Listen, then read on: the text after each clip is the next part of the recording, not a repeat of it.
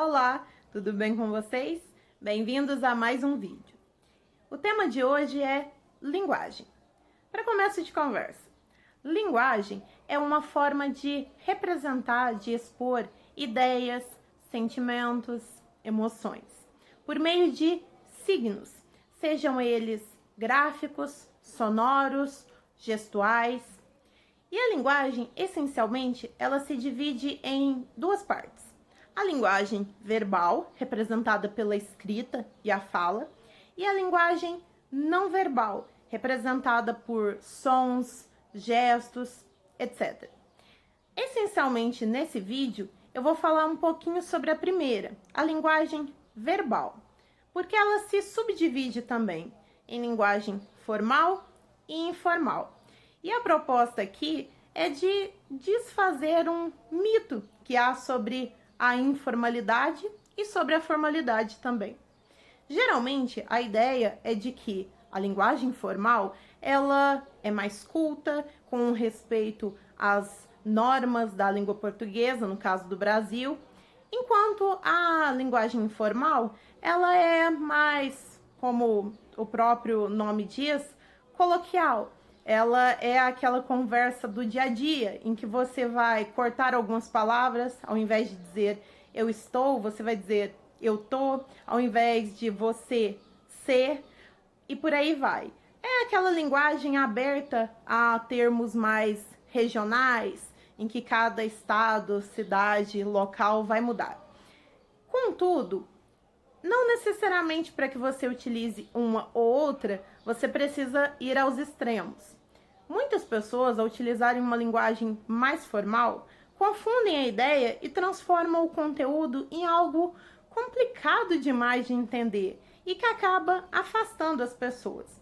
E aqui eu quero deixar claro, obviamente, existem contextos em que essa complicação é necessária. Por exemplo, em trabalhos acadêmicos, apesar de que eu sou um pouquinho crítica quanto a isso, pois acho que alguns trabalhos acadêmicos deveriam ser mais acessíveis à grande massa, por assim dizer, mas o princípio é de que trabalhos acadêmicos eles vão ser mais complexos por utilizar termos técnicos específicos de cada área de estudo, seja a economia, política, seja direito, jornalismo, medicina, por aí vai.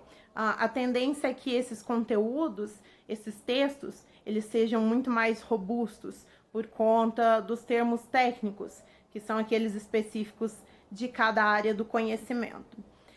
Entretanto, quando nós falamos de um conteúdo um pouco mais voltado para o digital, que é esse que você encontra nas mídias sociais ou até mesmo aqui no YouTube, não há a necessidade, e esse é o ponto, não há necessidade de você distanciar, a menos que você esteja falando com um público muito específico.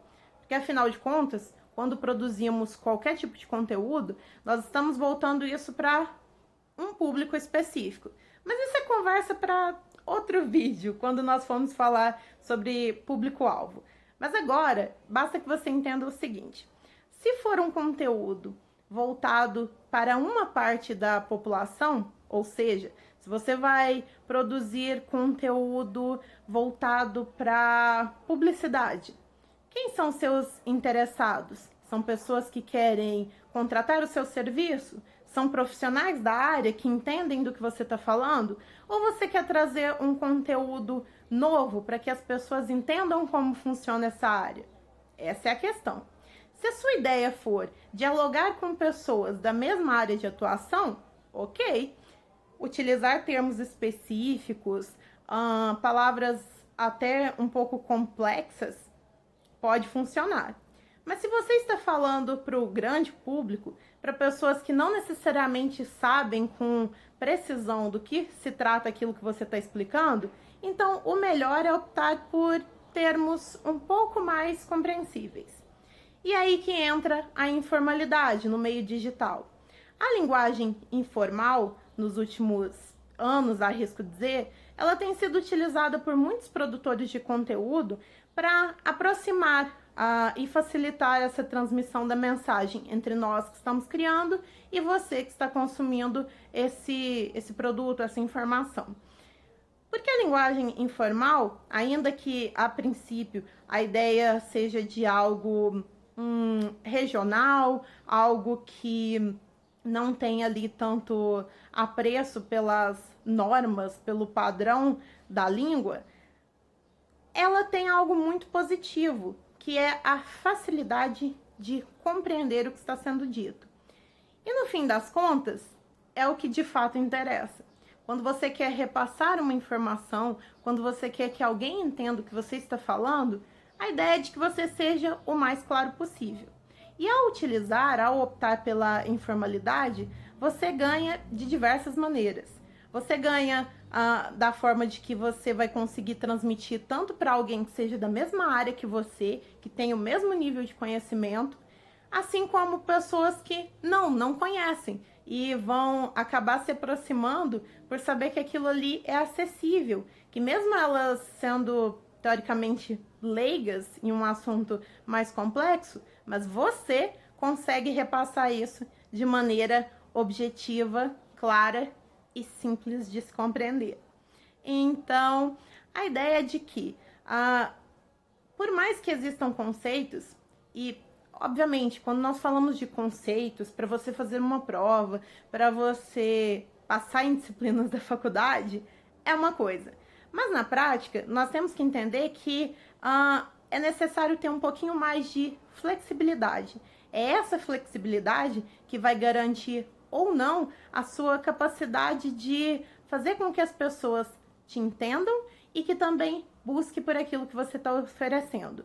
Não adianta de nada você criar um texto todo robusto, com termos complexos, se aquilo ali não vai tocar ninguém. Se aquilo ali vai servir apenas para colocar em um quadro e dizer que tá lindo, incrível, mas não ajudou ninguém, não teve utilidade prática.